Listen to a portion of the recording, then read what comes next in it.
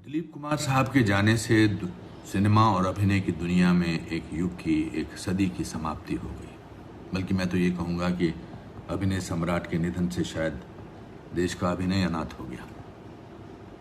दिलीप साहब एक पूर्ण अभिनेता थे, एक ऐसी शख्सियत जिनकी बगल में चुपचाप कुछ देर बैठने से भी एक एक्टर एक्टिंग के बारे में बहुत कुछ सीख सकता था।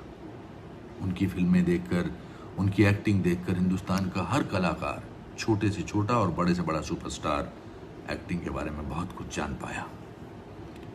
उनकी एक्टिंग की छवि कहीं ना कहीं आपको हर कलाकार में देखने को मिल सकती है।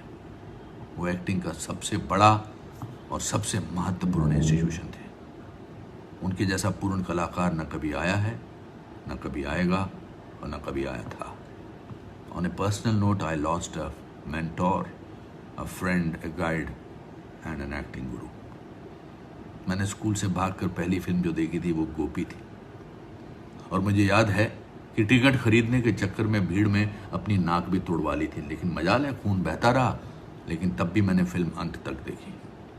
मैंने मधुमती तकरीबन 18 बार और राम और श्याम 40 बार देखी है।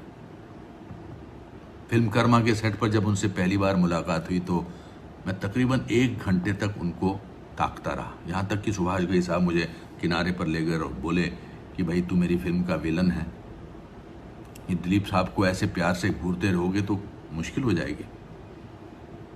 मैंने उनसे कहा था कि सर, जिस शख्सियत की वजह से मैं फिल्मों में आया हूं, उनको 1 घंटा तो क्या, मैं तो ताउम्र घूर सकता हूं।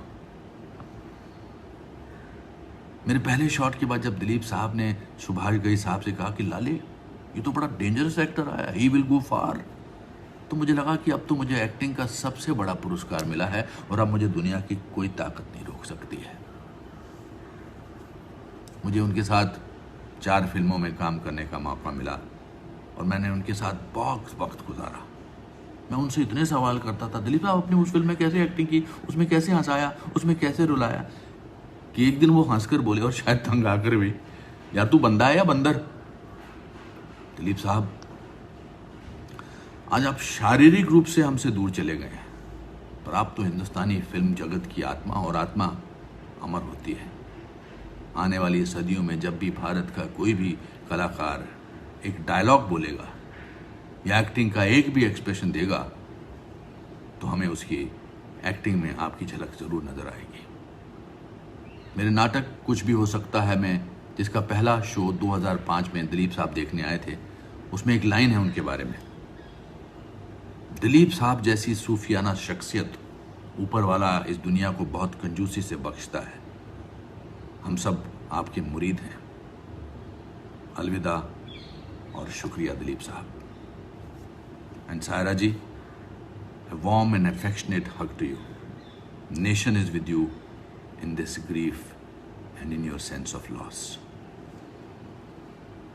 सुहाना सफर और ये मौसम हंसी, हमें डर है हम खो न जाए कहीं। हो हो हो हो हो हो।